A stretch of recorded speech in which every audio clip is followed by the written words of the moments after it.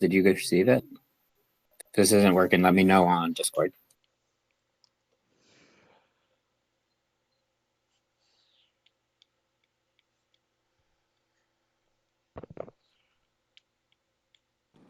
I'm on it.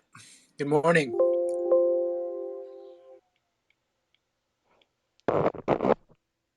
There you go. Good morning, good afternoon, good evening. For me, it's midday. It's 11 a.m. Oh, yeah, you're on the East Coast. I forgot. Yeah. And I tried to get Keithman up here too, but I don't know if he saw the request. He's probably busy digging into some crypto. He's been on Crypto Madman the last week.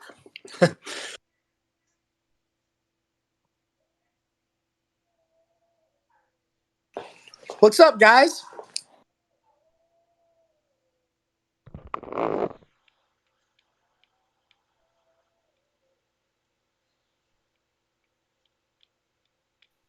I see Emily joined. Keith, I sent the request again.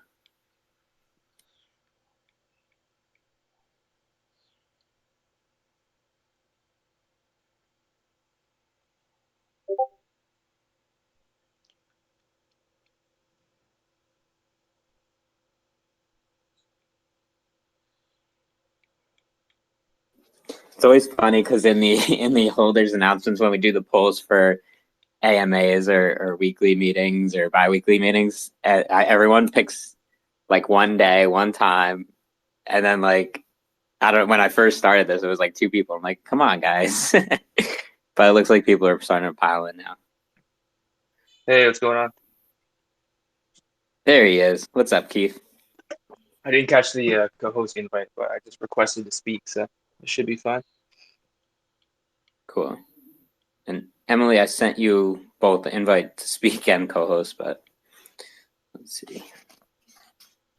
I think Emily might be stuck in traffic, so I don't know if she can talk. But Oh, gotcha.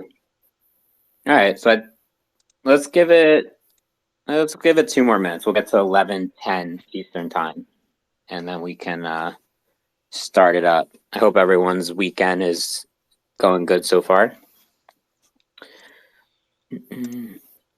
Over here on the East Coast, we've had some beautiful weather. I think every day there's been like chance of thunderstorms, but it kind of like blows over. And it's like 80 to 90 degrees out and sunny. It's gorgeous. I don't know how it is on the West Coast, but West Coast has been pretty hot too. Like, I'm in Canada, Vancouver, but it's been like 35, 40 degrees Celsius, which is probably the equivalent to like in Fahrenheit, probably 100 or probably over 100 Fahrenheit. It's been pretty hot summer here. Any rain? Because I haven't had No, not much. We had like one day of rain, but it rains here like 90% of the year. Yeah, actually, in my neighborhood, as I say, in my neighborhood, everyone's grass is just brown because no one really has sprinkler systems, but it's like everyone's grass. Yeah. Over in Arizona, obviously, around this time it's like 120 degrees nonstop. But right now, it's actually been like super, super nice and like 90, like 95 to like 100 and like monsoons and stuff. So it gets a little I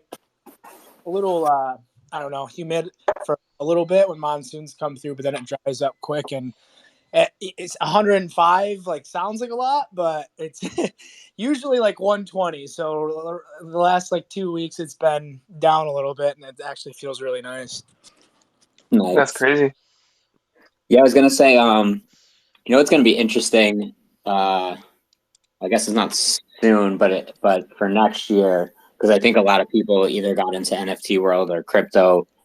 Probably if they didn't sell anything the end of 2021, 2022, it's going to be a big tax year for whether it's capital gains or capital losses.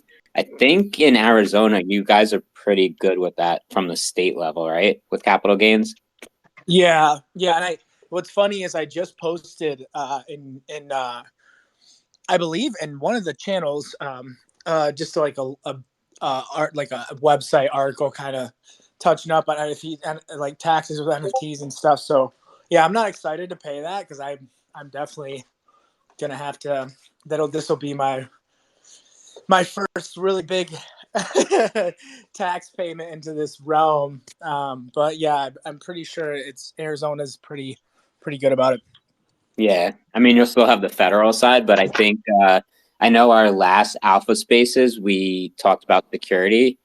I'm wondering if we should probably do one with taxes eventually. That'd be awesome, dude. And I don't know if you saw, if you look in the Alpha channel, NFT Llama tweeted yesterday. He's like, he's been in like crazy good moods. Like he's been like super happy, and he's like really trying to reach out. And he said he's trying to hop on some podcasts and AMAs with different projects. And I hopped on it right away, and I was like, dude, this because he's huge, obviously, and that'd be a perfect one for him. He's like, I want to talk about business and all this stuff, and he's like, obviously just a business like NFT freaking monster. He'd be an amazing guest for that. So that's actually a really good idea. Yeah, well, let's put that. We'll put that in the in our notes for that next Alpha Space, or maybe the one past it. Yeah, that'd be. I think. Well, if whoever's here, Wamped from Champs Only is going to be, and then the next one, and then the one after that, I believe G Money is going to do it. And he's pretty big. He's more into. He would be good for like something like NFC community wise or Alpha, and then yeah, we can set up a couple good ones. That's a really good idea, John, with taxes and stuff. Yeah, but let's see. It's what 11:13. We got some people in here. We will let's start things off. So let's say to recap the project in the last I guess we'll go back like last 6 months. So I joined the team as community manager. My Discord name's SL John. My actual name's John. When I was brought on team, we still had the original founders. And obviously, if you've been with the project long enough, you know communication was bad, and just project management in total was kind of second place, a lot, especially with well, I've seen it lately with the Canvas request, because that was one of the big promises of the first roadmap, and there was so many issues with the Canvas rollout, which was a pretty big undertaking.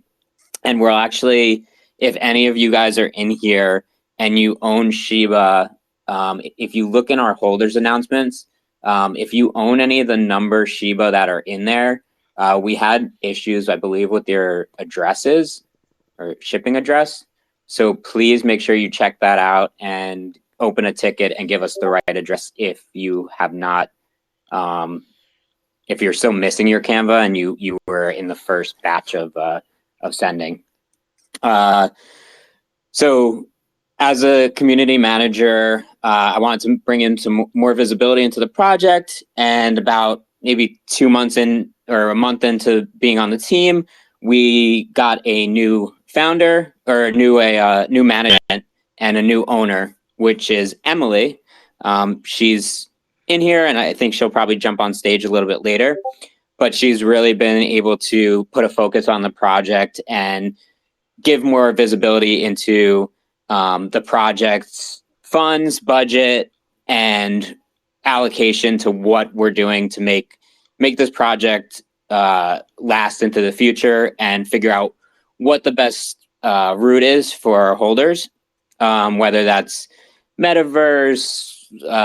There's so much stuff out there. Alpha groups, you name it, anything that's happening in the NFT world. If Emily sees it fit for the project to move in a certain direction, that's what we've been focusing on. So it was a huge congrats and welcome to Emily. I guess now it's 4 months into it. We've definitely brought up the floor price significantly from what it was at when we came into the project, which is awesome for all those people that have been long-term holders and saw the project pretty much go to, I think we were at a floor of like 0.02 at one point, or something crazy. As everyone knows, the artwork alone for this project is one of the first original like 3D artworks in the NFT space. So it's kind of, it's also a lot of people's first projects that they got into in the NFT world. So it was very disappointing to see the floor price that low. But on the flip side, it also gave a lot of people that are new to the NFT space some room to get in without investing a lot. And it looks like in the recent days, crypto and even the stock market and just people's overall feels have been going up, I would say probably in the last month. So we might have, I don't want to jinx it, but we might have bottomed in crypto and actual market stuff. And I know oil prices have come down pretty significantly lately, and we'll get into that a little bit later. So with our project, if you are a holder, you've definitely noticed in the last couple months, we have a couple things that we are really focused on recently. The one big one is our SheBoxes.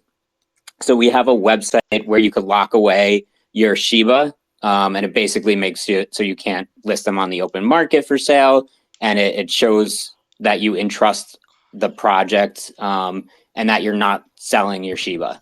And what we do is we basically reward that within. So right now the time period of that is within a month. So if you do lock your Shiba away, we offer these SheBoxes that feature NFT projects, and we are also doing some ETH rewards. We're pulling back on some of the ETH rewards because we want to make sure this project doesn't just give out all of our funds back to the holders. But we want to continue on working on with collaborations and giving away whitelist spots and anything that we can figure out for the project to last long term. We have an exciting one coming up. I think the claim period is the end of next week, so it's August 12th.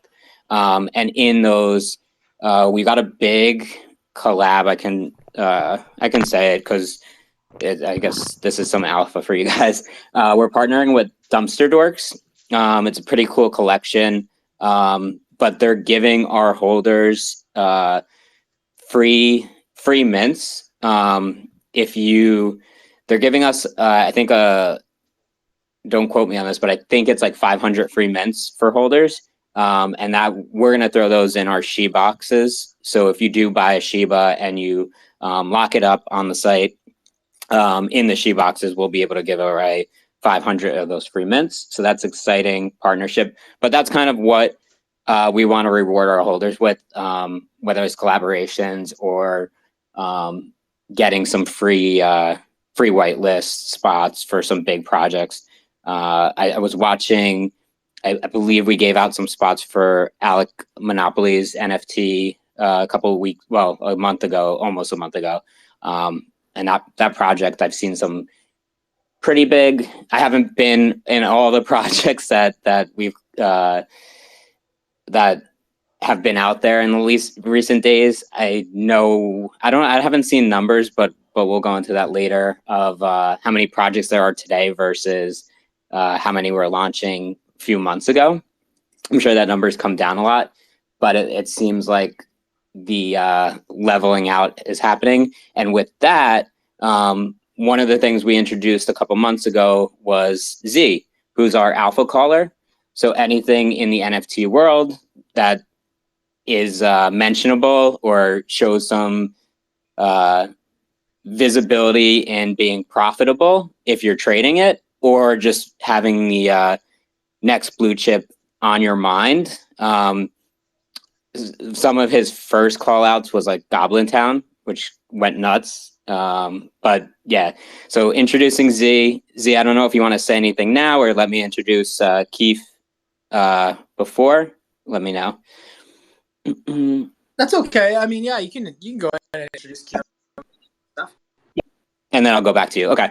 And then recently in the last week, or I mean, we've been talking about it for a while to make sure everything aligns, but we've announced that we are also doing stock calling and crypto calling, and that's with Keefman, mostly focusing on crypto, but obviously, as everyone's seen, it seems like the whole world market kind of follows, or crypto either follows the whole world market or the whole world market follows crypto.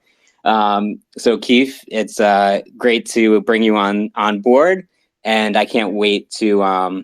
I believe I forget if we got the channels visible for our holders yet. But I definitely look forward to so I see one crypto chat, but I forget if it's visible to a holders yet. But it's exciting to have you on board, and the last couple of weeks have been pretty nice. I did buy some ETH, I think in the 900s, so I'm happy about that. Oh, wow. Nice. However, I also bought some ETH in like the 3,000. So I'm trying to get some equilibrium. Didn't we all? Yeah, and I even have some that's locked up in Voyager, which is a big disappointment because we all know they went bankrupt just I guess the beginning of July. So I just have funds kind of sitting there that are probably disappeared, but who knows? Also, if anyone had funds in Celsius or Voyager, my heart goes out because I'm in the same situation as you guys. But without that, Z, you want to kick it off with some of your recent alpha plays? Yeah, absolutely. So good morning, guys. Well, good morning, good afternoon, good night. I don't know, depending on where you are and listening. Just wanted to say hello and congrats to Keith or Keefman, whatever you want to call. I like to say it short, Keith. I like Keith. Congrats on him bringing him on board, and he's absolutely crushing crypto, like unbelievable. Like I don't know if you guys have been looking, but he's like, I thought that I was updating a lot. He's a monster. So it's awesome to have him there. I'm sure you guys are. I see some nice longs just happened, and that's been going pretty well. And I believe it'll continue to do so. I don't think anybody else that was a part of the community could have been better for the job. So, and that's what we want to do too. Is if you guys, if you look at the space in general, some of the best people, like if you look at Gojira, if you look at big ecosystems, look at Llamaverse, Gojira, even Champs Only, like a lot of it has like super solid alpha and is just a powerhouse project, which is what we are. I believe we already are. We just have some mending to do, but we're on our way. We're one of the only people that are rising on a floor price and lowering listings. I think we have like 180 or something like that in the OGs. And they're starting to get a little pricier, starting to actually rebound like 0.1 and go up and then come right back down to like 0.1 or 0.11.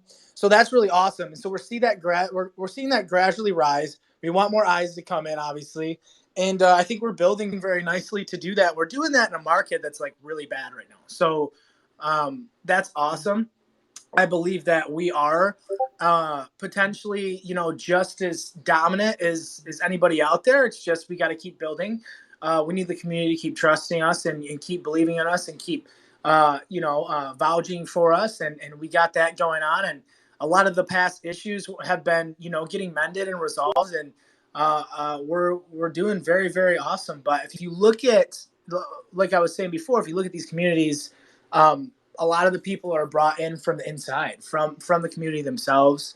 So that's just awesome. Just having someone as awesome as Keefman, and as dominant as he is in crypto. If you ask him about some stuff with his crypto involvement, it kind of blew my mind. I don't know if a lot of you guys know, but he's a beast. So, and it was the same thing with me. I've been in Shiba since day one, and I actually knew nothing about this space in like last November, like the end of November is when I first dove in, and then I just fell in love and became obsessed, getting 3 hours of sleep for like 3 months and, every day. And and just learning and learning and learning and learning, and trial and error and failing, and then seeing big games and failing. And I've made 20 grand in games in a month, and then I made 50 when I first started and stuff. So just I just told myself I was going to make myself valuable in this space, and I'm in love with it. And I showed Emily and John what I could do, and then it's been I think, in my opinion, it's been pretty awesome ever since. So, I just came from the community and reached out. So any of you guys have the potential to, if you guys have something you can bring to us, and a lot of the ambassadors do that, Smithers and Poopsie, and saying Poopsie sounds so weird. but, everyone's name. I was going to say, we also just brought someone on to do social media posts, and their username's LeBron James. Yeah. And it's like, do I say that? But then people will be like, wait, they brought on LeBron James? Like, yeah, I don't know. Right, yeah. They came from the community too. We got some great content makers, and they've been awesome. If you guys have noticed on Twitter, Instagram, and our posts, we got some cool graphics going. That's kind of stepped up. We're gonna really start, marketing a lot more in those aspects. We're kind of figuring that out, getting the webbing kind of set up for, social media managers and stuff like that. But it's all from internal, and that's how these companies get really good. It's you guys, like I always talk about, like, hey, the founders and the team are the heart of the project, but you guys are the blood. You guys actually you're the one making things go around, and we're pumping out stuff. But if we don't have both, like if we don't have a good circulation of community and team working together, it doesn't work out. And then, you guys have been awesome. We've been grabbing people internally to build our project in the worst market we have ever seen in crypto so far, in NFTs for sure. But I think this is the worst we've seen a crypto bear in ever, I think, in my opinion. I believe it's going to, I'm sure Keithman can kind of touch on it, but I'm sure I've been saying this since April, May, when I got out of Luna, thank God, I think we're going to see lows, like all time lows, get back down in this winter. I think it's going to rebound and really see more, maybe even triple digit again later on. But we'll see. I mean, no one can actually be certain about that. But I at least was right in May when I said, hey, we're going to see red, and then we're going to see it go up, and then see red again, and then it hit triple digits. And I think, Keithman is really, really on top of crypto, so he has even more knowledge on that. But, I just want to say thank you to all you guys too. As far as alpha and NFTs, it's been weird. The market, like last weekend, like there was a good 3 days where it was fucking awesome. like honestly, like there were like 3 days in a row where we were just, I was pumping out calls that were just, beasts. And there were some major things happening, and then it was just dead. Like the next 2 days were just nothing. And it kind of was like that this week. Wasn't too much going on. It was a little bit. This morning, if you guys hopped on Bottleheads, I'm not at my computer right now. I think it's still seeing volume. It's still I think it's probably halfway minted by now. I'm just in my kitchen and cooking, but I will go back and update on that. But that's already been over a 2x. Called it at like 0.006, went up to 0.14. I bought a ton because it was so cheap, and those degen plays that are super, super cheap are good to buy high volume, kind of you're not risking a lot. So if you can afford it, like, I could at the time, I bought like a fair amount and, sold a couple at that 0.014 spot to cover my costs and gas. And I have some left over for profit.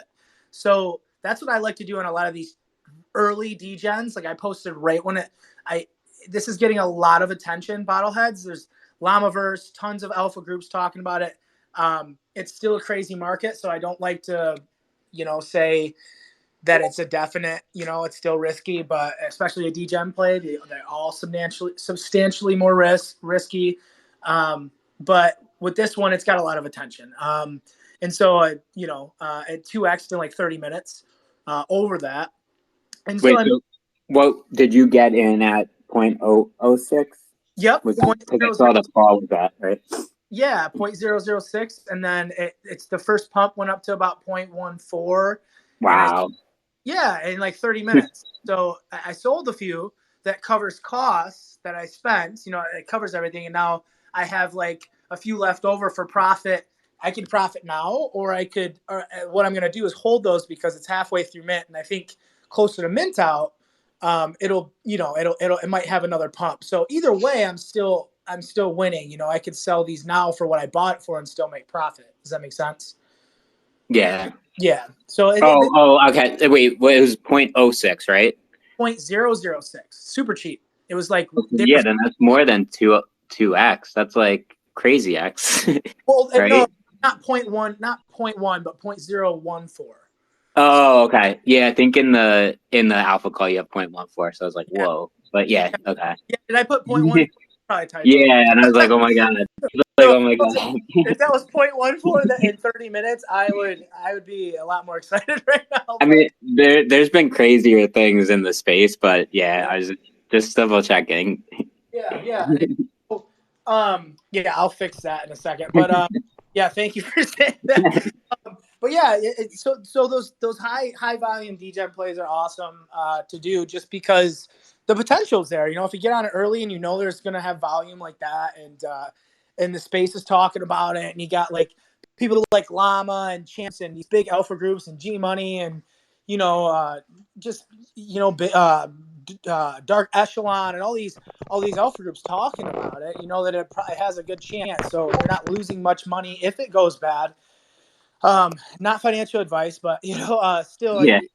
The upside could be a lot better than whatever you put into it, as long as you're being reasonable. 100%. Yeah. So that was a good call today. Moving forward, I'm looking at Weebiverse. They're not doing too good right now. It might be a slower mint out, and then Dream Society, and then Weebiverse later at 10 a.m. PST my time. I'm watching those two today. Like I said, the market's very crazy right now, so you have to be very careful. Like yesterday, Dream World was a big one, and they had some awesome collabs. Everybody was talking about them.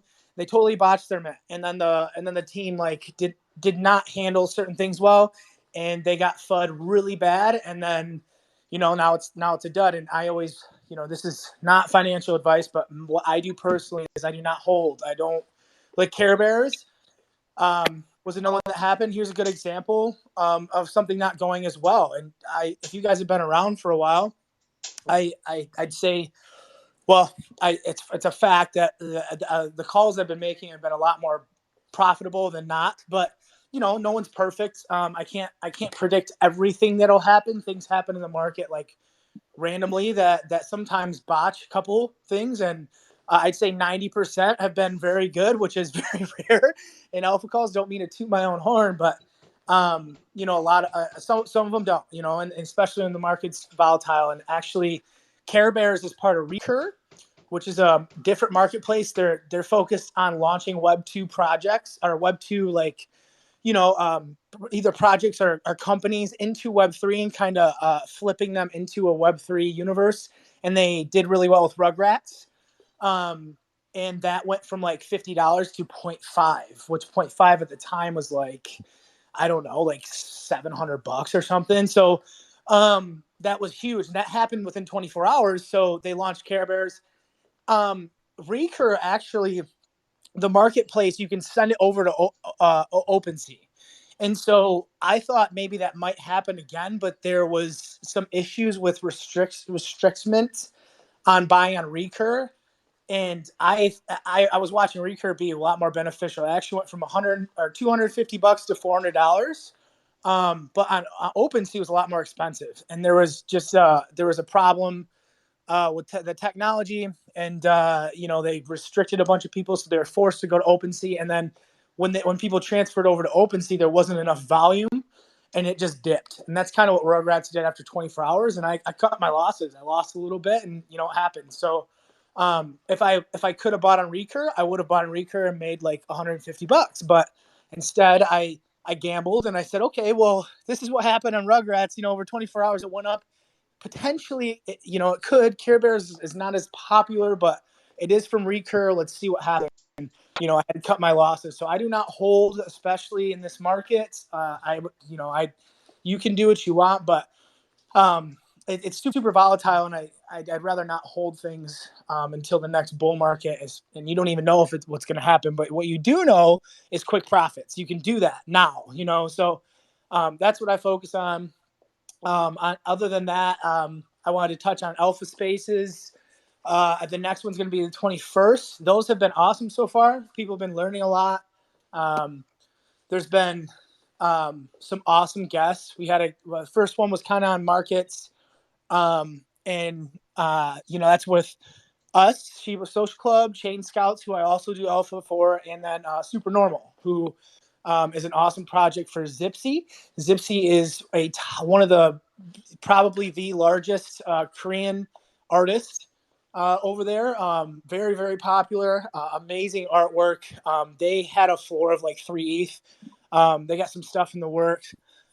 They're down a little bit now. I actually have called them, and they're up. They're up from when I called them, but they're an awesome project. We all three of us have been kind of working together to bring something new to the space. I don't want you guys just sitting and waiting for giveaways at the end like most AMAs and in spaces, you know, people just sit there. It's just a bunch of group of friends talking and shoot the shit, and then at the end, you know, they give out giveaways and people just sit there on their phones and wait for the giveaways and leave. I want to bring something to the space that's actually meaningful and that can provide value to you guys and talk to some credible people in the space, and on top of giving away giveaways, you know, but like I want everybody to be there, and I want everybody to know about this, you know, and it is growing. Last time, I think the last amount of listeners, there was about 120 people there, and then people went back and listened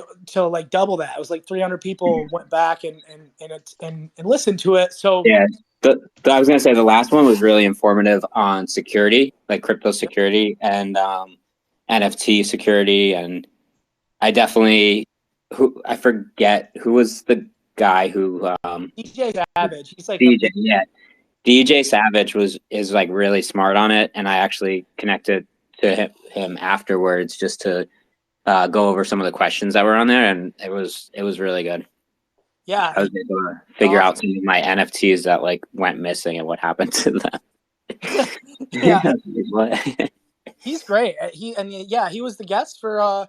So like John said, what I want to do is have a subject with the spaces, and then have a guest. So basically, everybody touch the projects all touch on what they're doing in the future, what's going on, a little bit of alpha with the certain projects, and bring some awareness to us and Chain Scouts and Super Normal. And then I touch on the subject that we're going to touch on, and just the market in general, and go over some stuff.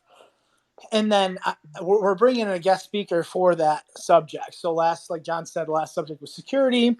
And DJ Savage is a monster with security. He's got like 8 monitors set up, and he does a lot of back end security stuff for a ton of projects, Discords, and he's very credible. And that's what I want to continue to do. Next one is DGen plays and NFT tools. How to utilize DGen plays, NFT tools, and what strategies surround those two kind of variables with making plays. And I'm bringing on Wompt from Champs Only. Champs Only is, if not the best alpha group in the space, one of them. And he's very credible. I mean, I watched this guy. I watched this guy mint over 100. I think it was AI apes and sell them, making like 2 ETH in like 10 minutes. It was insane. It was one of the craziest. Yeah, it was wild. So he's a mod there. He helps out a lot with the community, but he could be a caller. I mean, he's on top of that stuff, and he actually came from like I was saying earlier, he came from like the community. You know, he was just a beast in the general chat and helping people out. And then Champ saw that and asked him if he wanted to do this or this, and he said he'd rather help out with being a mod, and he's very active. But he's awesome with these DGen plays. He utilizes Alpha Sharks, so we're gonna go over Alpha Sharks tool, and Yeah, it'll And be that, awesome. that one's next Sunday, or is it it's the 21st, I think, Yeah, right? 21st. Next Sunday we thought was a little soon. So yeah. But yeah, we'll do that, and then the one after that, I'm working on G Money. I've been talking to G Money. I talked to him last month, so we'll see. He's got a lot going on, but G Money's huge in the space. You know, he's verified on Twitter. He's got his own alpha group. That'd be like bringing on Champ. You know, G Money's incredible. Like he gets whitelists. He's known for like just grabbing every whitelist that's dominant in the space. So if he we'll figure out a subject with him if he does, and then obviously in the alpha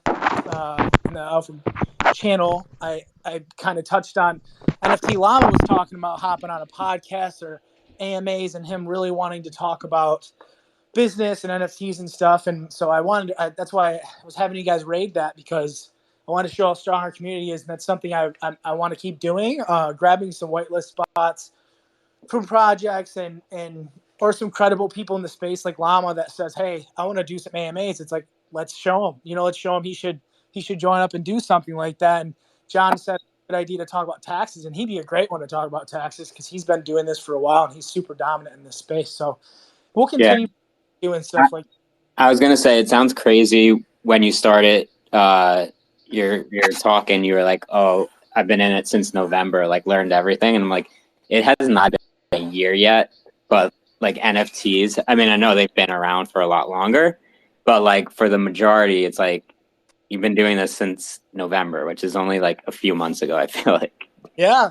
I was looking at OpenSea like volume currently, and the interesting thing is we're nowhere near. So like the daily volume is around 10 million. I guess that's in USD, not ETH. So it's about $10 million a day right now in OpenSea. The interesting thing, we're definitely not where we were at the end of last year, where it was like, I think 100, 200 million in volume daily. But the interesting thing is transactions are a lot higher than they used to be. And I think users are relatively flat, which is interesting. So it's like more transactions, just less actually money that's like on the daily volume of it. That would make sense because this free mint meta, for one, Exactly. and everything's so much cheaper. Like think about like around that time, or even last like January or February, like we would see gas prices get to like $200. So people, it's like you can mint anything and flip it, but like you lose it in the gas. Right, exactly. So that makes a lot of sense. Like, I made 2x on this project. Yeah, but how much in gas fees? Yeah, right. $5 gas is through the roof. So I'm not excited for that. When the next bull run comes around and seeing, but actually, I was gonna say, hopefully ETH 2.0 is out and gas is kind of where it is now. 100%. I would love them. I think it's coming up soon here. So yeah. On that note, I mean, shoot, we should you want to pass it over to Keith and go over crypto? Yeah, Keith, what do you got on crypto? Yeah, well, actually, the ETH 2.0 got scheduled for September 19th. Okay. So, I mean, they've kind of been planning it for like ever since like 2018, right? And it keeps getting delayed, so there's no guarantees. But if it does actually go through, I mean, he's probably going to pump right into the merge, I would think. I was gonna say, like, I don't know much about ETH 2.0. I know, like, I feel like the miners lose out on it, right? Because like once ETH 2.0, you're not gonna, as if you're a miner, I guess you're like kind of locked out. Like you're not making bank like you used to be. Yeah. So I don't know how that like affects the market. Like I wonder how many miners are actually like putting money into ETH as well as like actually doing the transactions or holding it. So I've been mining ETH for 2 years, and it used to be really profitable back in like 2020, 2021. It was really profitable, but pretty much like the latter half of 2021, it dropped off like really bad to the point where you almost just want to turn off all the rigs because the electricity bills are like pretty heavy. So now, once it merges, you won't be able to mine it. all the ETH that you have was pretty much mined, or would you put your own dollars into ETH as well? Like, I want to know that perspective from the miner. Yeah. Uh-oh. A lot of the ETH that I If you're getting rugged, you're getting rugged. Yeah, I didn't know if it was me or him. One sec. Yeah, it might be a service thing or something. Yeah. Shut off the rigs. I think he's got to shut off the mining rigs. They're taking up too much bandwidth.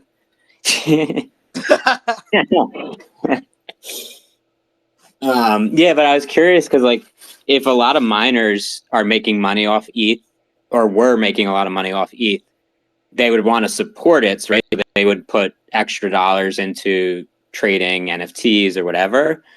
But I was going to be like, if ETH 2.0 kind of discourages the miners from like really pumping Ethereum, or even if it's just like word of mouth advertising Ethereum, then what happens to Ethereum, you know?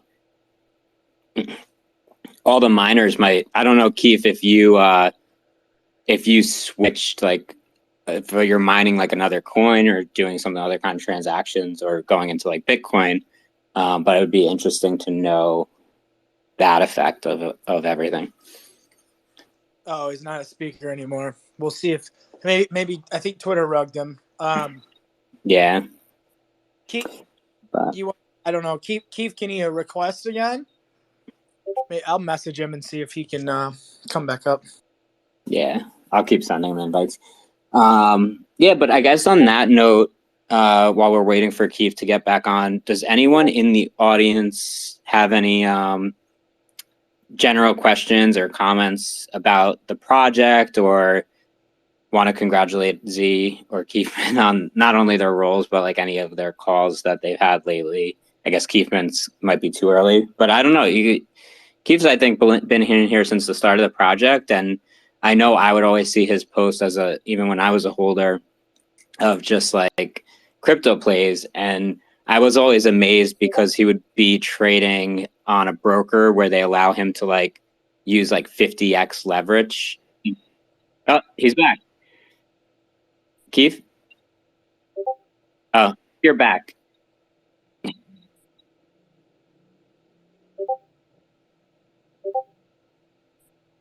I'd like to at least have like 32 ETH so I could be a validator on the staking.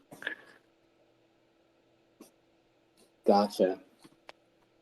So on the staking part, you could still that will still be profitable for your rigs, or no? You won't be able to. You won't be able to mine it anymore with rigs. So it'll all be just at all. You lock up your ETH and stake it, and then you earn. Okay. Basically, depends on how many people are staking. You earn a ROI percentage on the year. I was gonna say, why 32? Like, what is why is that? So that's the minimum amount of ETH you need to be a validator. Wow. Yeah. So back then, like when ETH was like a couple $100, it was easy, right? But now that that's come down, but still a nice chunk of money. Hopefully, it's gonna be like $64,000, I guess now. Yeah. I was gonna say, hopefully we see triple digits again. That'll be super easy. Just buy it all up when we see a low. Oh yeah, if I see ETH at like $300, $400, I don't know what's gonna happen, but if I do, I'll be loading the boat. What's the Keith? What's the broker that you use that allowed you to do like 50x leverage on some of your crypto plays? I use Bybit. Bybit, okay. But you can do it. I was talking about that, and I remember seeing you as a holder, and you were just saying like, "Oh, I'm getting this," and it was like 50x leverage, even on the short side. And I was like, "How do brokers could do that?" Because that sounds like crazy. Yeah, well, it's really the leverage part doesn't really change anything for me, because whether you're using like 5x leverage or 50, it all really depends on how much capital you have on the actual trade, right? For collateral. So if I'm at 50x, right, I've got 2% basically wiggle room on my trade, right? And I only put in a small amount of money compared to my whole portfolio. Whereas if you're on like 10x, you have to put in a bigger chunk of money. So I always risk the same amount of money on every trade, no matter what leverage I'm on, right? Gotcha. But yeah, I think every So where do you think ETH is going to pump into 2.0 from right here? I think we're back to, I think ETH over 1700 is back at like beginning of June levels. Yeah, we're at like major resistance ETH, which was previous support. Like the 1700, 1750 is like such a big level. I think if we should break through that, we should easily be able to get over 2000 though, right? Yeah, I think it'd be nice to see like a bit of consolidation, like maybe a higher low down to like 1500 first and then break through it. But I think with the ETH merge, I think we probably get through it. I think we probably get through and maybe I have some targets up around like 1900, 2200, 2400. Awesome. But obviously, if there's like a delay or it gets postponed, it's probably going to dump, right? Yeah. Well, it's definitely going to get a lot of attention or publicity going into it. I know that. Yeah. I mean, this is like huge, this level we're at right now. Just we're back testing resistance right now. I'll post a chart in the crypto trading channel and you can see it's probably the biggest macro level on the entire chart right now.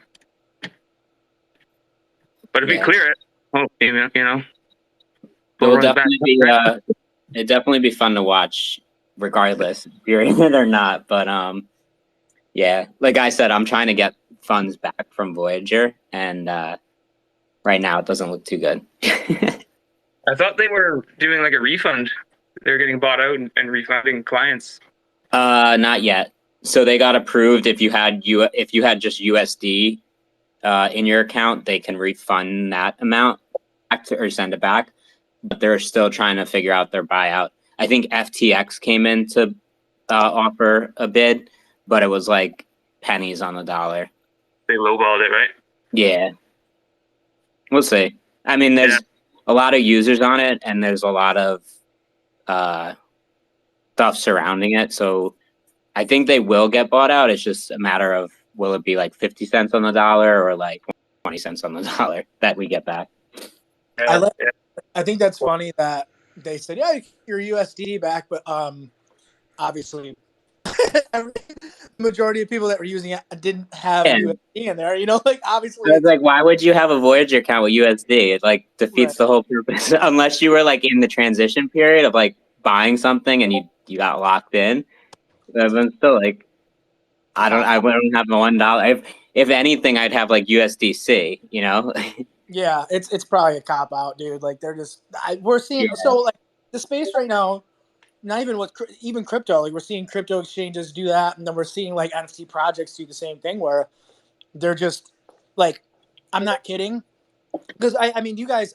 Oh, another thing, guys, I'm gonna start doing a VC, an alpha VC, probably bi-weekly with you guys. So if you want to hop in that, I'm gonna start scheduling that. I just gotta find the time. I'm like crazy swamped right now. I'm currently so I've been working with this organization where I basically am an independent broker through them, and I've been just studying everything about stocks and insurance and I actually took an exam last night and didn't use one thing my first exam and crushed it without even looking at any of my materials. So that's pretty awesome. I was pretty excited about that. But I will be licensed to do pretty much everything with stocks and insurance and stuff as an actually like financial advisor. I did financial advising before. I've been working with this company, but I just didn't have I wasn't licensed to set things up. I had to go to someone else and like another broker and stuff like that. So it's kind of complicated. The financial world is complicated. So that's what I'm doing right now outside of everything else I do. And so I will be able to do that. So that's pretty awesome. I might throw some stock stuff you guys' way and do stuff like that. But yeah, I was gonna say we're seeing companies like literally just fall off. You know, all these NFT projects are startups, and we're seeing exchanges do this, like them saying, yeah, you get your USD back but not your crypto. It's like, dude, that's because the majority of people are keeping that in there. And so, like, you know, it's just, we're seeing NFT projects do the same thing. Founders are going silent, or they're like, hey, I need a mental break, quote unquote, because someone asked about the $3 million that they took from the holders and where it's at. And obviously they don't have it. So they say, hey, I'm taking a mental break. And it's unbelievable. So just be careful of what you're, doing out there. Obviously, John, like, he doesn't feel very good about Voyager. And my best advice would be, like, I'm sure Keith will tell you too, is get your money off of exchanges and just use it in MetaMask and have your funds in MetaMask, and if you have to swap stuff out, use Dex, use Dexes, Uniswap, like do that stuff and hold it in your wallet, or you hold it in Ledger, I was gonna say, at least if you hold it in a cold wallet, when you buy ETH at 4,000 and it goes to 1,000, you only lost 75 or whatever percentage instead of the whole thing. Right. One of my friends has a Voyager account. I think he had like $30,000 in it, and the 30,000 was only worth like 8,000 now. So he was down like what 22,000, and he still had the crypto, but Voyager locked him out. So like he was like, oh man, I lost like another 8,000. But I'm like, dude, you were down like 22,000. You pretty much just lost it all. So what's it matter? But Right. it's like those coins might come back. I don't know what cryptos he was in, but it was still kind of like lost money. I'm like, that sucks. Even before Keithman came on, I was like, the best thing to do is just to DCA through things that we know will be here, and then if Bitcoin starts going sideways a little bit, kind of just looking at a Bitcoin chart is kind of like a good gauge on the whole market, kind of like, and what history has shown us. And, don't, obviously you want to just make the easiest, like slowest plays ever and DCA through slow, boring, like Bitcoin and Ethereum. I don't think either of them are going away. I don't think BNB is going away. They're like the biggest exchange. And, it's like you can get into like 3 coins and just be okay. And I wouldn't use any, exchanges besides like the major ones, like obviously BNB and maybe crypto. Like is the lowest one, like Coinbase and stuff. I don't think are going to go anywhere. I hate Coinbase, though. Just in my opinion, I do not like them. So, but just a little shade thrower right there. But yeah, I think Keithman and anybody will tell you, dude, just Ledger and until things are safe. I use Gemini. They're a little high in fees, but they're pretty credibly backed, and I just use them a little bit in some things, but everything else is just. I put onto my Ledger just because it's way safer. Yeah, definitely, yeah. And I actually had a close call with a Ledger once, like a year ago. I had a bunch of crypto on my Ledger, and I moved, and obviously I made a few seed phrases, right, a few copies of it. But when I moved, I lost mine, and I couldn't find it. But I actually gave one of them to a good buddy that I trusted. So he kind of saying he had the seed phrase, he didn't lose it. So I would have lost all my money if I didn't give. He was like, give me 5,000 and I'll give you it. Yeah, dude, that's scary as hell. That's like that guy. Did you see that guy that had like 250 million or something? And like he was trying to crack the phrase and he forgot it. He had that in Bitcoin, like a super. Oh, yeah. There's a YouTube video of that guy that helped him crack it, right? I don't even know if he ever did. He had like 10 attempts or something. Like he had like the most, like the craziest like minds ever trying to figure it out. He only had like 3 more attempts. I don't know. This is like earlier this year. I was researching that, but I don't know if he ever did. Maybe he did. There's a YouTube video. I think the guy only had like maybe only like a couple million on it, and this like developer was able to help him hack it. Like hack the I think it was like a ledger or something to get the code off of it or passphrase off of it. Really? I thought that was possible. Yeah, no, it was a good YouTube video. I forget if you just look at like maybe just on YouTube like Bitcoin wallet hack or something to get or recovered. This developer, he was able to figure out, like, take the board apart on the ledger, and I guess when it booted up, he had to do some code where on the boot up of the actual ledger, it actually flashes the passphrase, and he was able to grab it. Not only did he do that, but then the guy who he did it for gave him obviously a percentage of the cut of the of the Bitcoin he recovered. But then he also sent it to Ledger and was like, "Hey, you guys have this like vulnerability," and I'm sure Ledger kind of, if they didn't hire him, they definitely like gave him some reward for helping out. That's nice. I couldn't imagine.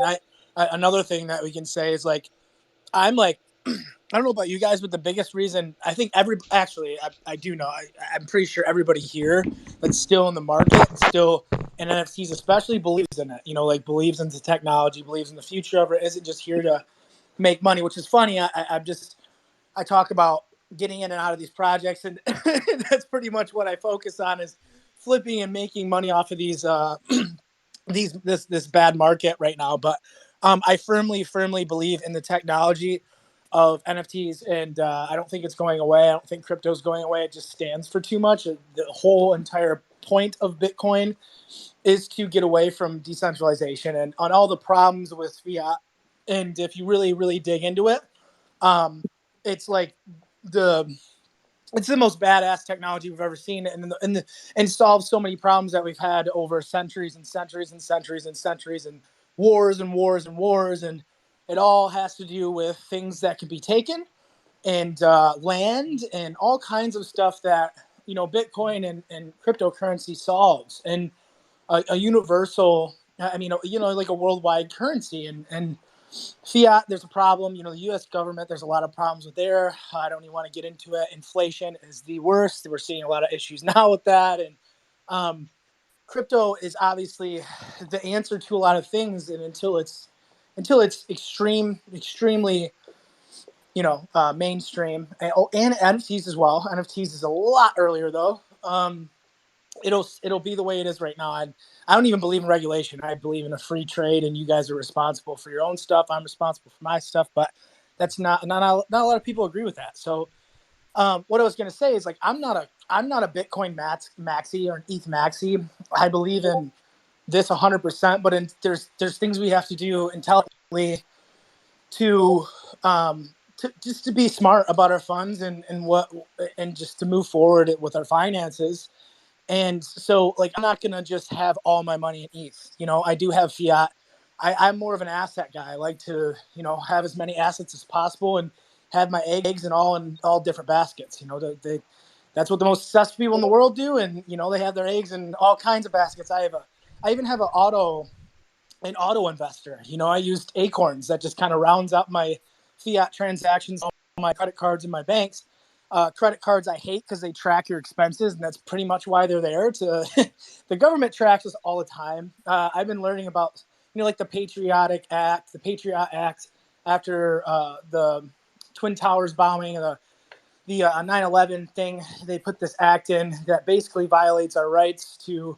The government used it as a way to basically have more control over our phones and listen to our conversations and stuff like that, and they blamed it on that terrorist attack and stuff, but actually violates our constitutional rights on a daily basis. And there's just stuff like that is constantly happening that, the government is abusing, that is a problem with fiat. But I still use fiat. I still use credit cards because it's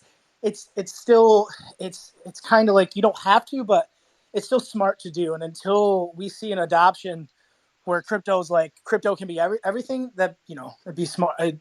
It'd be smart to do, but right now it's not. To have fiat, to have everything. So that's one thing I would say to do is just don't go all in to crypto. Kind of be diversified. yeah, diversified and just like it's kind of just like when there's a crash, like getting into stable coins or getting even USDC. Like people hate on USDC because it's basically the US's dollars coin, but it's like that's backed by financial institutions that are like probably not going to fail, and you're probably not going to see that die. So with Tether, I'm scared of Tether. I actually get paid in Tether from somewhere else, and I convert that in USDC because I believe that's a little bit more stable, and I believe Tether's like the last of the dying breed here. This bear, and I'm just scared to hold it there. So I use USDC to kind of hold my stuff there, and then when ETH dies, or ETH kind of goes down a little bit or something, that's what I'll convert into. And it's just being smart, guys. Like don't put. I'm not telling you what to do, but like Bitcoin maxis, ETH maxis that are just like everything all in or nothing. It's just at this time right now, it's super scary. So that I would definitely be careful. Don't be like what John's saying. Have everything in one exchange. Don't put it all in one coin or one exchange or one wallet or one anything. Exactly. I have a friend that lost like so much in Luna, but for like the last year, he was always like, "Oh, I'm up this much percentage in Luna, this much percentage," and then literally in a week, it went to zero, and I was like, "Shit." Yeah, dude, that was Like, it was scary. that was a big one. That was a big one, and it happened so fast. I remember seeing it at I don't know what it peaked at, but it was at like $80, and I texted him and I was like, "Hey, you still have Luna, right?" And then he was like, "Yeah," and he still didn't even sell it at like whatever it dropped to originally, like $70 or something. And then literally the next day it was nothing, and I'm sure he isn't happy about that. Not that he had everything in it, but he could have had a nice chunk of money from it. The biggest problem, right, is like that's why a lot of people are upset when things crash. Like me and Keith have talked about this. Like we're like, hell yeah, that's potential. That's right. That's what we want. We want buys. Like we want to invest when that happens. We're super happy about it because we're being smart with our funds. And it's like a lot of people, the 100K Bitcoin guys, they're all in tears right now because they didn't sell at 60K. And it's like you can be one of those Bitcoin maxis too and just hold like Michael Saylor and stuff like that. But also smart to utilize. But I mean, yeah, they would have been a lot happier if they sold at 60 and looked at Bitcoin at 22 and was like, "Oh wow, now I could get 3 times as much as I had back when it was 60," right? Exactly. Yeah, so it's just being smart about it, and it's just I wouldn't hold to them. I mean, obviously with NFTs, there's like a lot different stuff. So it's funny. I talk about getting out and stuff, but like with certain projects that you love, obviously you want to hold and stuff. But with even things that are like Gojira, like I hold a Gen 2 Gojira. It was one of the biggest calls I've ever made. I made people like $22,000. This is before I joined up, and I actually didn't sell mine. And if I would have sold mine, I would have. And I've talked about this in one of our AMAs. I could have sold it and then a month later bought back in for like 1 ETH. It went up from like I bought it in at like 0.4. Within 20 days, it went up to 8 ETH, and that was like 22,000. And a bunch of people that I told to make that call made 20 grand. And me being so attached to Gojira because they're just a powerhouse group, I kept it. And now they're at, like 1.1 ETH. And it's just like, I just not had it for a month, but do I regret my decision? No. I still learned a lot. They give out a lot of white lists that I capitalize on, and they have their own marketplace, and, they're awesome, but it's just finding the groups that you want to stay in, like Shiba, and I'm never going to sell my Shibas, but it's not worth it to hold a million projects when you can just profit on them and just don't get attacked. I was going to say the biggest thing that bothers me in the NFT space, especially with even the Freemans, is like people list for ETH prices where they're completely like they're getting nothing back. Like whether it's the gas or the gas fee. I'm like, if you bought something for 0.01, like why would you even list it for like 0.005? Like there's no rhyme or reason. What you're gonna get like $2 back, you know what I mean? Like, do you really need that $2? Just delist it. I think one of the biggest thing, and that's why I focus so much on kind of teaching, and that's what I want to do in these biweekly voice chat calls with you guys, and then screen share so I can show you guys stuff. And go over that. I'm sure Keithman can probably do the same thing. I think we've talked about him possibly doing some of the same stuff, but like that's why I'm so big on education, John. Like there's half of that is panic selling. People just, buying and selling emotionally, and they're minting something that's not going as fast as they want, and then they sell it for below mint price so they don't lose $100 instead of 20. But if they would just hold it and everybody would be educated in the space, it would probably work out better. But there's a lot of stupid, just people that don't know what they're doing, or just they're ignorant and uneducated about it. Imagine being a 14 kid thinking this is how he's going to make some money and mint something, has no idea what he's doing. He sees the floor drop from 0.071 to 0.07 and freaks out, and then lists it for 0.068. It's just like stupid money involved, and just, it's just, especially right now, man, everybody's freaking out and there's a lot of FUD and fear. So I'll never understand it either, but it's just ignorance for the most part. I think it's people just not knowing what they're doing. Yeah. All right. So we're coming up on an hour, so I think we're gonna call it there. If anyone in the audience had any questions, feel free to drop into our Discord. Go to event chat, post the questions in there, or even open a ticket, and one of us will get back to you with an answer if it was very specific. But if not, and even if you were new in this Twitter Spaces, please check our Discord, check our collection out. And yeah, we're the future's looking bright, and it looks brighter when when crypto and the markets are going up as well. ETH isn't. It seems like right for this moment, ETH is not going to zero, so we're in a good spot.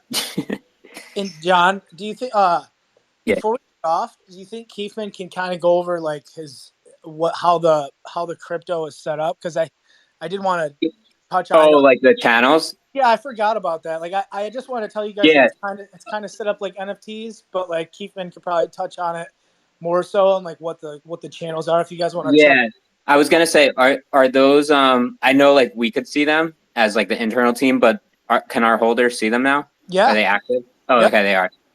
Okay, yeah.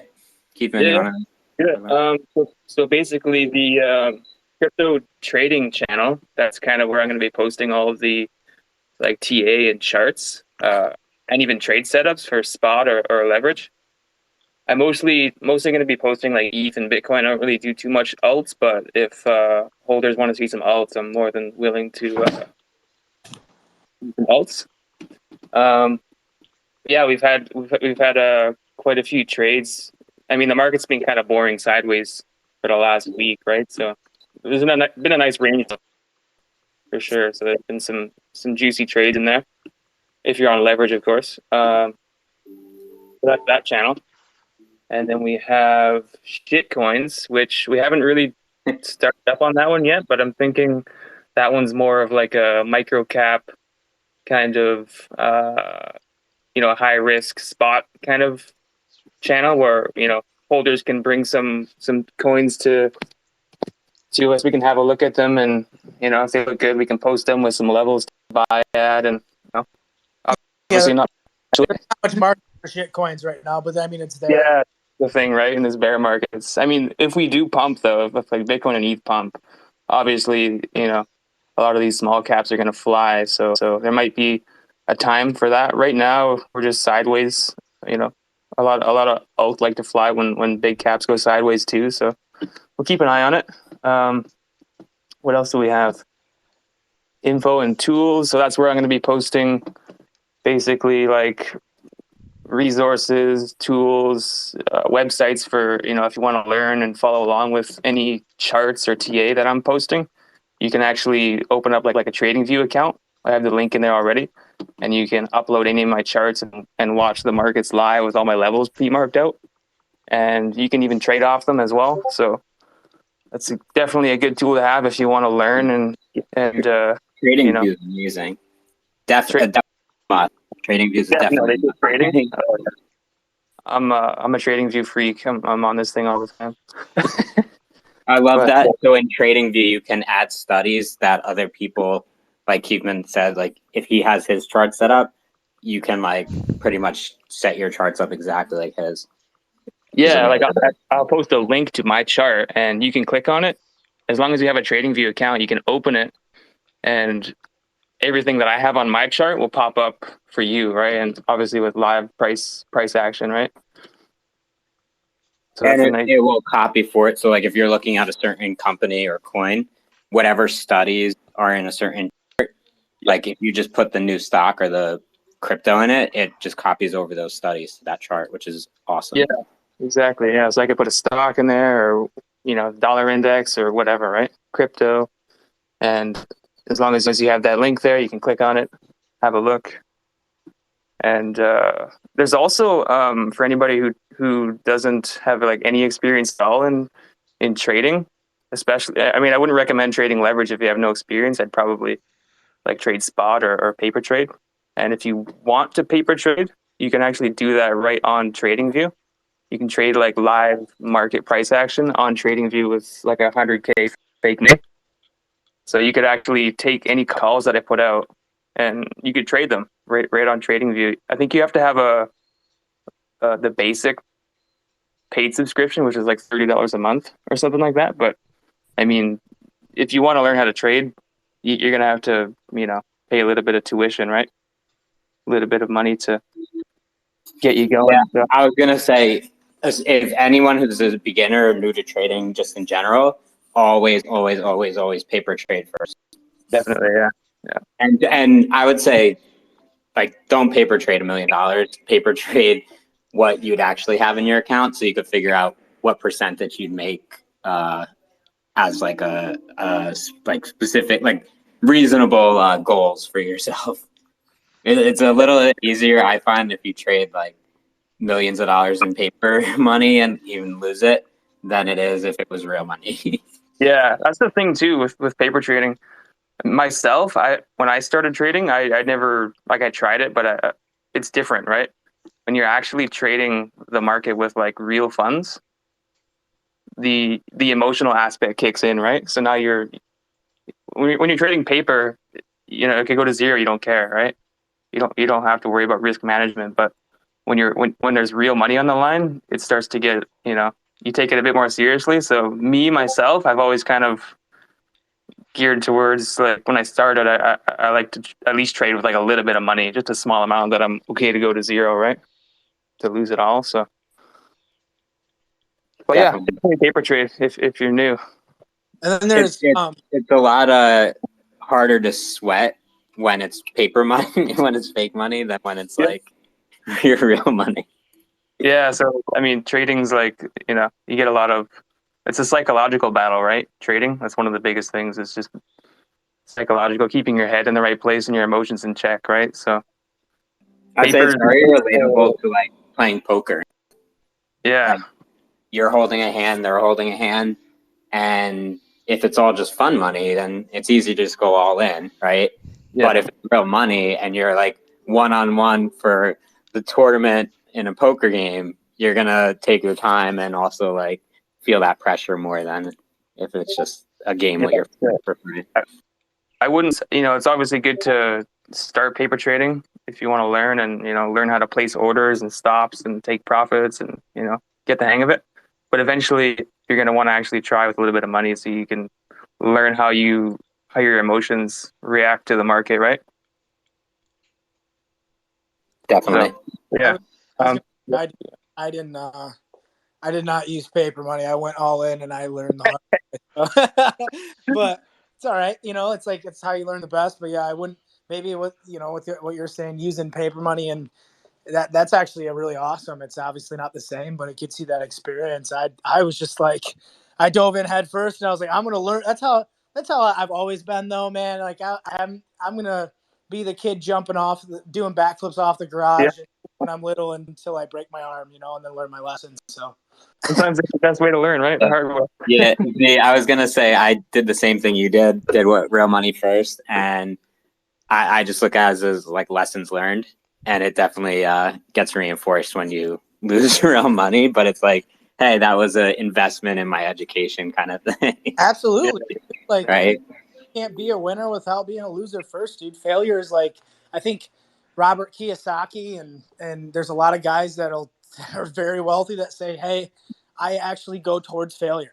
Like I look for failure because that's how I know I'm going to win, and you literally can't win without failing first. So yeah, that's awesome. I want to touch too that we have news and thread heads that are kind of like, I'm sure Keithman and I will be both posting in. News is more like, it's just obviously there's macro news and all kinds of stuff that happens that manipulates crypto and NFTs and, inflation and finance and fiat. So that's where like news is going to be. We added that and kind of got like before it was just NFT stuff and then information tools and news were kind of mixed together. And so we separated that. So Keithman and I can both post in about crypto and NFTs and news wise. And then Threadheads is just, there's some awesome, if you guys aren't active on Twitter, this is how I learn a lot too. Like how I learned in the beginning too is just watching the most credible people in the space tweets, dude. Like some people, like Alex Becker, man, like he, there's a lot of mixed feelings about him. I think he's the funniest person on the planet. I think he's very pessimistic and talks a lot of shit, but he's hilarious. I think his humor is hilarious, but there's a lot of people that don't like him, and I understand that. But he's one of the most.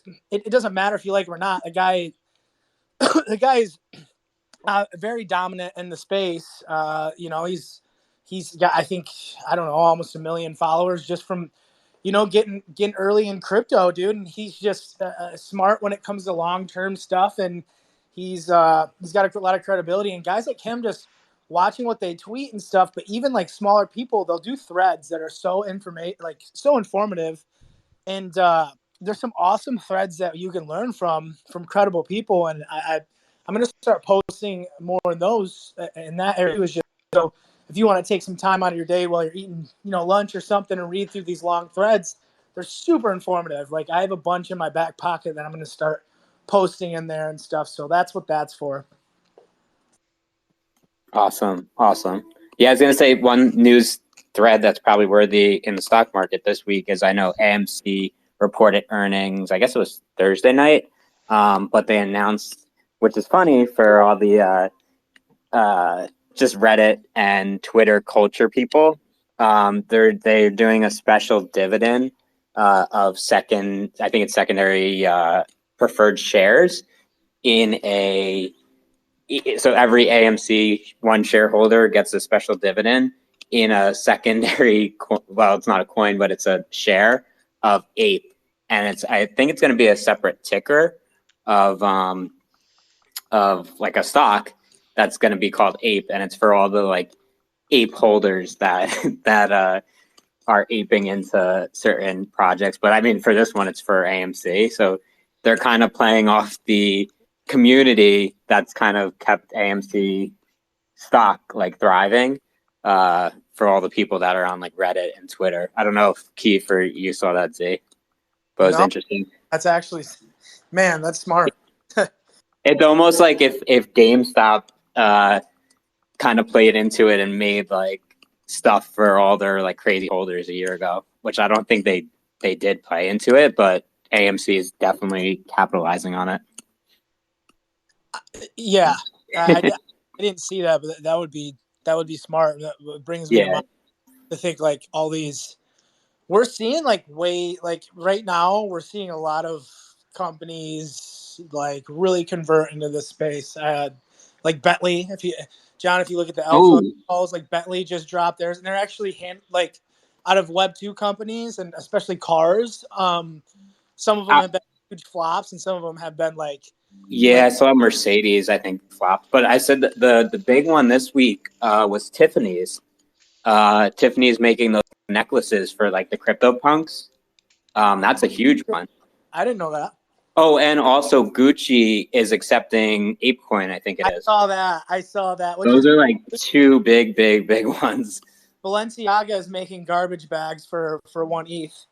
Oh, yeah. Some people will buy those. This is definitely crazy. Like, but we're seeing mainstream adoption, and just like it's what it makes me nervous because I want to be a builder in the space before people like that get in, and it's awesome to because that's good for us, like Shiba Social Club and everybody that's in here earlier. But the more it's like the game Undead Blocks. Like I have a huge guild, like a worldwide guild for that, and I've streamed that. I'm going to stream that again. I talked about it last AMA, but if a company like Call of Duty came in right now and decided they wanted to make an NFT project and then make a game around it, that would shit on all first-person shooters that are trying to make a difference right now in Web3. So that's what scares me about my bags currently, and like me trying to build is like, this needs to happen now. Like we need one big player can come in and really just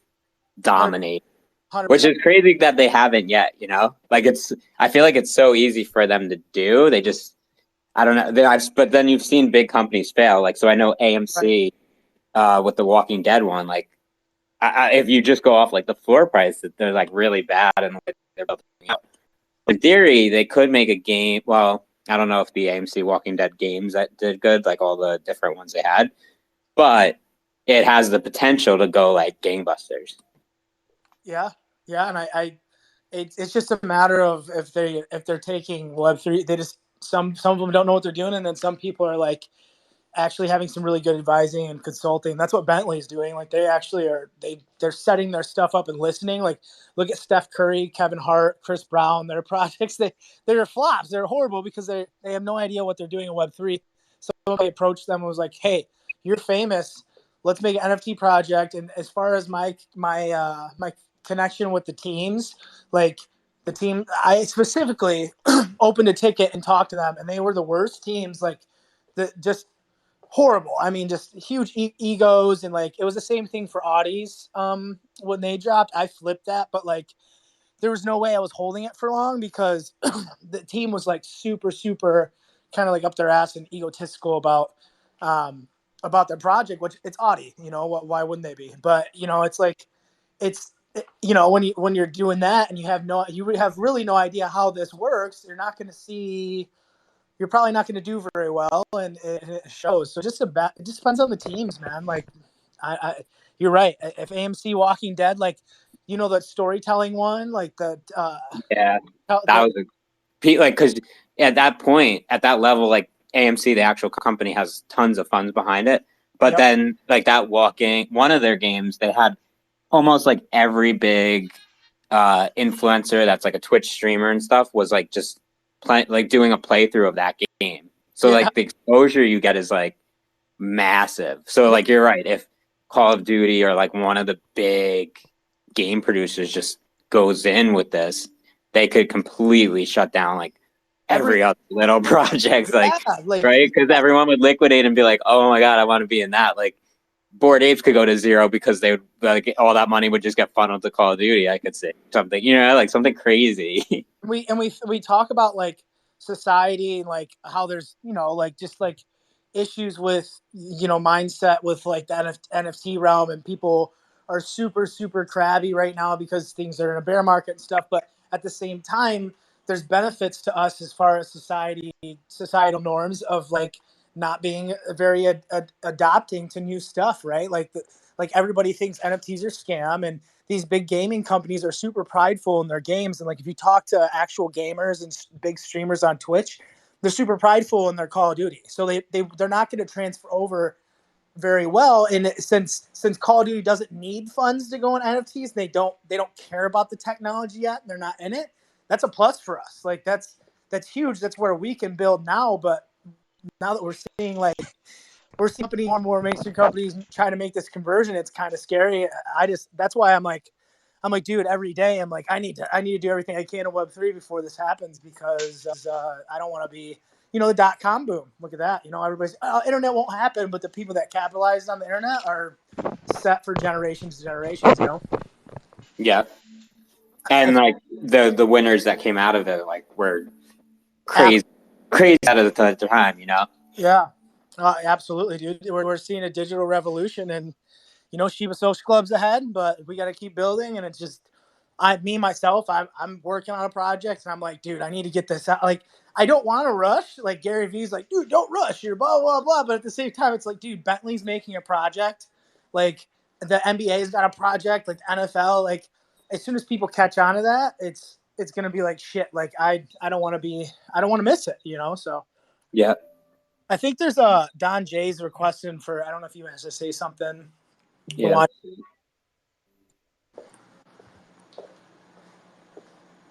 Don Jay, you there? Oh, hey, yeah. I was just, you guys were talking about like gaming systems and going into crypto and stuff. I just wanted to say there's like, I'm in a project right now called Haunted Space. I think I got the whitelist from you guys or from Mutant Shiba. Same. Nice. And it's like a PS4 or a PS5, Xbox, whatever game, and it's literally coming out, and it looks sick. It's going to be multiplayer. You can earn crypto. Like, it looks pretty awesome. Nice. Yeah, it's like, and if that catches on, forget about it. Like, it'll just fly. Yeah, like I could see that being the next huge thing. Like Fortnite came in and then did this whole thing with in-game buying, and once that gets switched, like once a game does it well and switches to crypto, oh man, it's going to be skyrocket. Well, that's what they're doing, right? They're trying to implement consoles into it, right? Like that's their big thing is they're implementing this game into consoles, I believe. I got a wait list for that too, and I'm pretty excited for it as well. But I think they're integrating like Undead Blocks is a game that I'm super into, and I built a whole ecosystem around it. But you have to play a PC, and you can use an Xbox controller or a PS5 controller, but it's not on a console.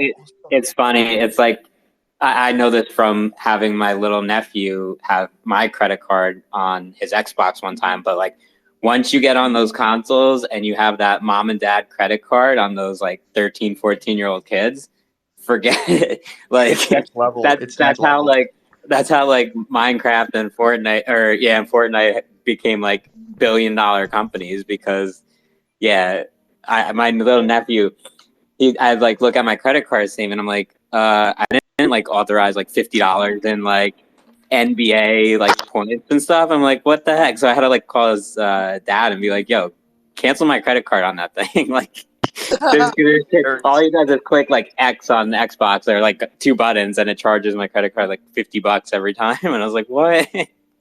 Yeah, it gets way too easy. And like I think that what like if you're gaming on a PC, I think a lot of that crowd already is in the crypto space and they have a wallet and they have everything set up. But I feel like as soon as it goes into console, there's going to be the average Joe who doesn't know anything about crypto, doesn't have a PC, and now he's going to be able to get into this space, right? Like those people can't get in this space right now. 100%.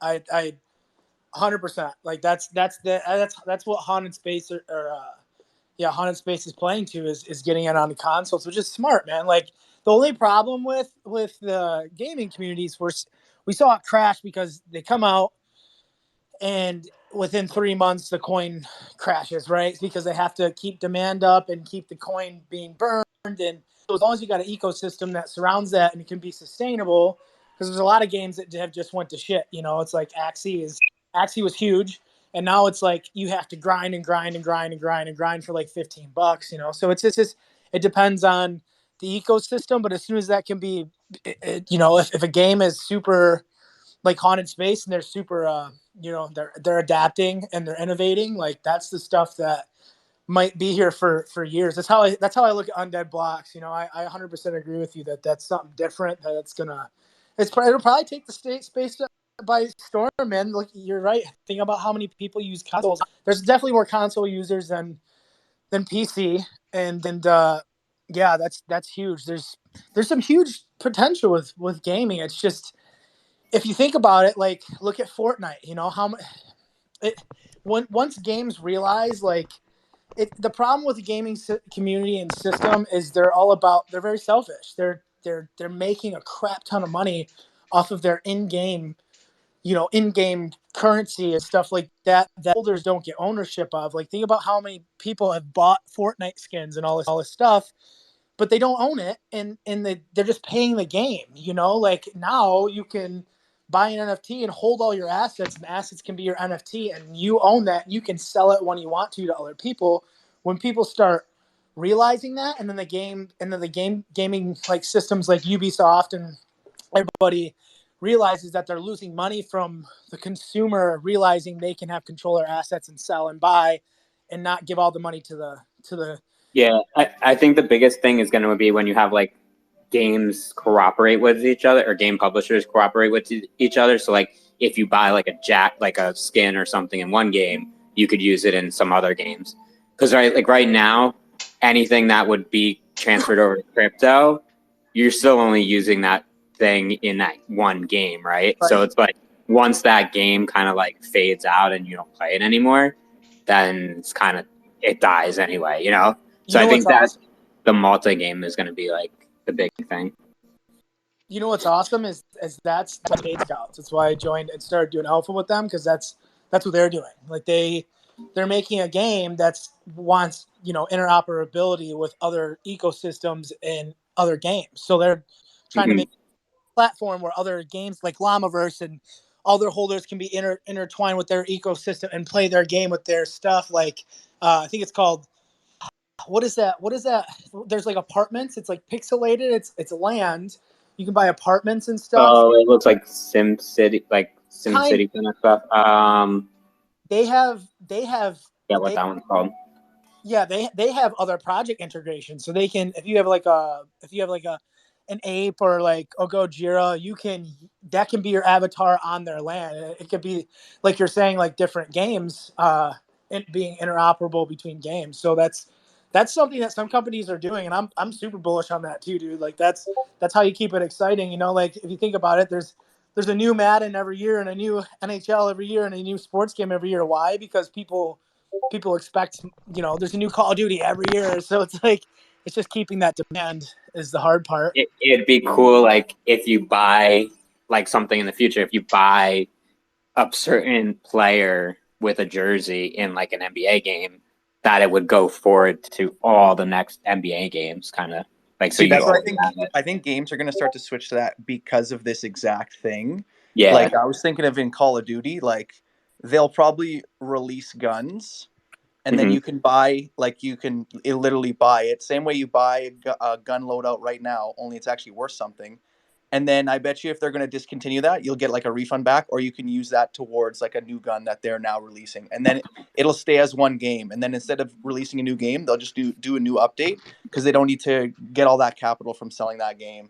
That's what Undead Blocks is doing. So your NFTs are the weapons. And so and I have a rental, like the cool thing that they set up is they have a rental system too. So I can make money from their coin off of people playing with my weapons, which are the NFTs. They can rent my guns and play, and then I set up the percentage. So I can take, right now my percentage, when it'll launch this month, there's tournaments, but I can give these guys my weapons, they make 70% of what they win, and I make 30%. And then if the guys are in like the top 10, I have some of the best guys in FPS right now. There's a guy that I'm talking to that won the last tournament. He's from the States, and there's a guy from Ireland that got 25th out of 1,600 people in the tournament. So these guys, if they stay in the top 10, I can give them a better percentage and constantly make the coin from their wins, but they can also use my NFTs and they don't take the risk. So that's what Undead Blocks is doing. I 100% agree with you.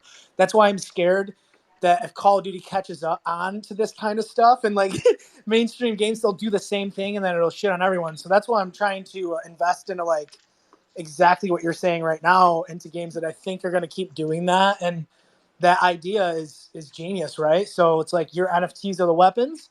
You can always drop new weapons. And you can always just update the game on the server. So I actually want to do that with another, just as a little alpha for you guys. If you see mobile games, everybody has mobile games, like think about it. And if you see mobile games that are starting to pop off and have a lot of potential, I think that's a future integration within this next year that's going to be huge. Benji Bananas is an ApeCoins ecosystem. They're with Animoca Brands, and I have that. And you can, like Primate Coin, you can swap into ApeCoin. Primate Coin, I have like $300 in Primate Coin and I've barely played it. But I can swap that for Ape. And like everybody has mobile games. So that's why I bought that, because I think in the future to be able to make ApeCoin playing a freaking mobile game when I'm sitting in the DMV waiting for my license, it's just crazy. And once that gets mainstream, our games like that is awesome. So in the future, don't take my idea, but I want to make a tower defense game. I love tower defense mobile games. I want to make one like that. I think it'd be so fun to do, you know, and like constantly just have new levels on tower defense, dude. Like those are some of my favorite games, and they're so addicting, you know. So I think mobile is going to be huge too. Z, I think you just got rugged, but yeah, there's like so much potential, especially in the gaming side of things with crypto and NFTs. I know if anyone didn't know, the Shiba Social Club, we do have 2 plots of land in the sandbox. Let's go. But did you go? Yeah. So that's like one of the investments the club made into the metaverse. But obviously that kind of has to prove itself out. And I think we're still a far way off of that. And it might come out that like one of these other games or things that we were talking about may, even if like Call of Duty gets into it, who cares about sandbox setup? You know what I mean? Like it's like huge companies can just completely destroy these other projects that have been in it for a while, but they even might like buy certain portions of them out so that they have like some kind of ecosystem already built in. So it's just interesting, but definitely crazy. Z, you back? Did you guys hear about Grand Theft Auto 6? Implement like crypto blockchain into it? I didn't, but Grand Theft Auto would be the best. Oh my god, oh my god. You're doing like heists and stuff like that, right? Yeah. Talking about it for sure, or is it a rumor? I don't know. I haven't followed along with it, but I heard it like months ago. Dude, yeah, GTA would be the best example of a company a gaming company that can integrate like amazingly.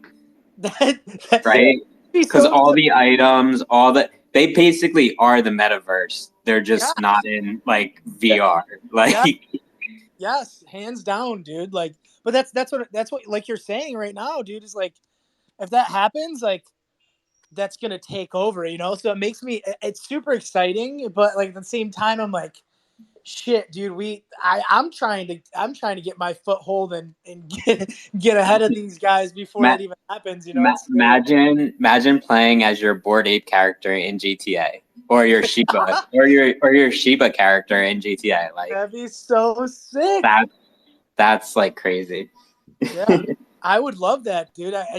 I didn't think things like that is like metaverse stuff because they already have VR. Like the GTA 5, they came out with like VR in like 2016, 17. So they already have that integrated. So all they'd have to do is just make this blockchain integrated and have it be an actual like metaverse. So you know what's funny, John, is and Keith, I swear to God, you can ask one of my friends.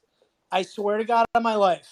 See, this is why I get anxiety about things when they pop off like this, because I swear on my life, like I promise on everything that I own, my grandma's life, everybody. Like I in eighth grade, I talked to my buddy about this. We were playing, I think it was GTA 4 came out. And I was a huge gamer in middle school, and like when I was younger, I played all the time and talked about literally what we're talking about right now. I literally was like, I want to make a game where it's like real life, but it's not expanded to this little island in Grand Theft Auto. I want a Grand Theft Auto where you can do anything. And I think that'll happen in the future.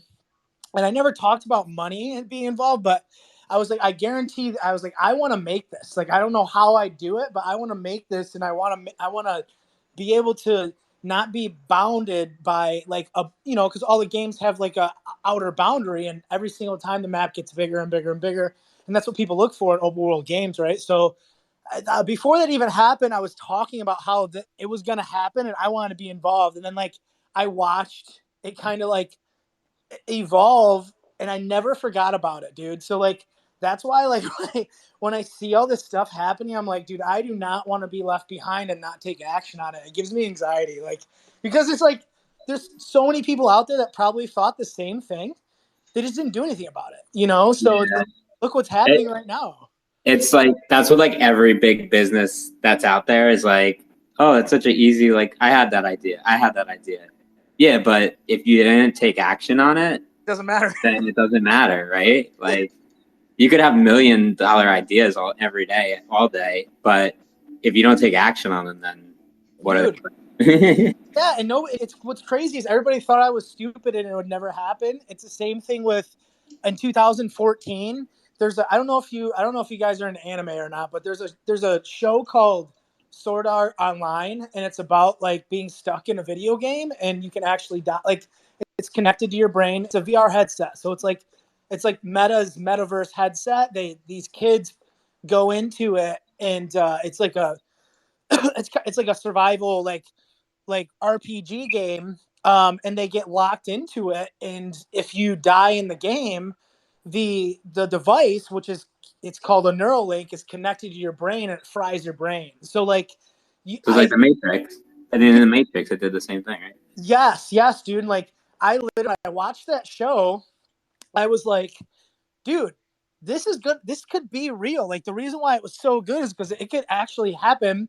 And around that time, I was like, everybody kept telling me like I for like a month. I was so obsessed with the show, and I was like, dude, this could actually happen. That's why I love it so much. It's like, no, it would never happen. I was like, how, dude? Like they're making VR right now. Like, how could it not happen? And like, look what they're doing now. Like, there's people in virtual reality and stuff, and like Elon Musk is talking about a brain chip that increases your capacity and stuff, connects you with all this technology. It's like, dude, it's like The Simpsons. It's like just predicting the future.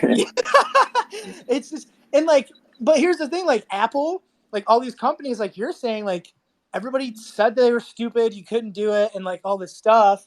But look what they did, and they just capitalized. Like, so I just do that kind of shit with before Call of Duty and Grand Theft Auto like take hold, you know, like, and just take over because they have the money and all the eyes already.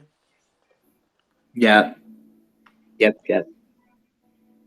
All right, cool. I think this was a great Twitter Spaces. Did we get all the channels out, Keith? We kind of like went out on a tangent. I think we hit them. There was one other one coming coin drops. I know Z set that one up. I'm not sure exactly what he wanted to do with that one though. Well, basically like we set up the crypto channels kind of like NFTs, how there's like Keith is talking about like ETH and Bitcoin plays, and obviously that's like really that's a main focus right now, because what are the two largest crypto coins? ETH and Bitcoin. They're not going away, and they're the least volatile in their respective manner in the realm, you know, until like he said, altcoins can actually take an effect. Like you don't, like, even with my experience, I don't do many like crypto plays like is like Keith. He's on another level. I just kind of make the easier plays like DCA through stuff that I know that's going to be here for a while. And just like, you know, when I see stuff pump, I'll pull out. And then when I see stuff drop, like easy, slow, boring stuff, you know? So, but like altcoins, you don't want to get into until you really start seeing Bitcoin, you know, and things really pump. So like I'm sure he'll do that kind of stuff in like crypto trading. That's kind of how I see alpha. You know, there's not a lot of like right now as NFTs, there's a lot of degen stuff, and that's kind of what shitcoins is to NFT degen plays. So like with upcoming early projects, I put that upcoming, and just like if there's coins that look promising that are coming out, and companies that are gonna drop that look like, you know, they might have like something that you like about them and stuff, like your like upcoming coin drops, you know, if there's going to be something that's coming up that looks cool and it might have some potential, and ETH 2.0. like like ETH 2.0. Look at Shiba Inu, you know, like or Dogecoin, you know, like those are meme coins that, like, you know, like if you got on top of that early and that came up, oh guys, you know, this is just a meme, but like it could be something, you know, and then all of a sudden, you know, you maybe are watching it and you buy a little bit, and then you're freaking multi-millionaire because Elon Musk thinks it's funny to pump Doge, and there you go. Yeah. I became a millionaire based off of a tweet by Elon or something. Yeah, dude.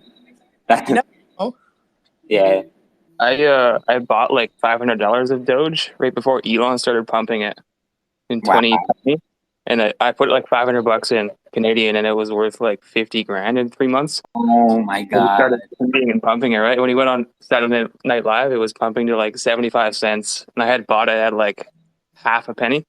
Oh Wow. my Like, holy shit, that was crazy. god! Did you I keep didn't it? sell it all up there. I sold it around like 50 cents. Wow. Yeah, you had to. Don't be like the Wow. Dogecoin guy. That you know what I'm talking about? The guy that was like, Yeah. He had like 100 million at Yeah. one point. he kept it, Oh my god. lost it all. He like lost a shit ton of it, and like he's been on a bunch of interviews and stuff, and he's made a big following on it. But yeah, he lost it. He lost like all of it because he didn't sell it. He was like the main dude that really got into it and bought a shit ton. That's what I was saying. Like, don't be a maxi and just put, because all his money was in that. He put everything in Doge, and then it crashed, and now he's got no money. Yeah, definitely got to take profits on those things. Yeah. Wow. But yeah, that's what I was thinking about upcoming coin. Keith, I don't know if you're ever looking for stuff like that. I figure you would know if you're like super involved in that space. But I mean, if I see anything with upcoming coins, that just even projects like the NFT projects, not all of them like are huge. Like I put up ones that look like they have potential, but like some when around mint, they don't not all of them do well, but they're not like things to be like, hey, ape into this. It's like, hey, in 3 months from now, this project's minting could be something, Yeah, no, I see where you're going with that. We can definitely. I don't look at a lot right now. A lot of like micro cap news, but definitely there's huge opportunity there. Though there's like massive opportunity if you can catch some of the good ones right early. That's like that's the funny thing about NFTs. Like it's so different. Like right now, it's like crypto. You really don't want to delve like into anything like that. But like in NFTs, you do. Like all the new all the new NFTs and degen plays. Like that's what's actually making money. And the projects that are mid tier and stuff like that are just building. And there's not much like alpha that's planned to look at. But with crypto, it's kind of opposite. It's like the alpha is Bitcoin and ETH, and like all the shit coins and altcoins and stuff are the stuff that you like don't want to.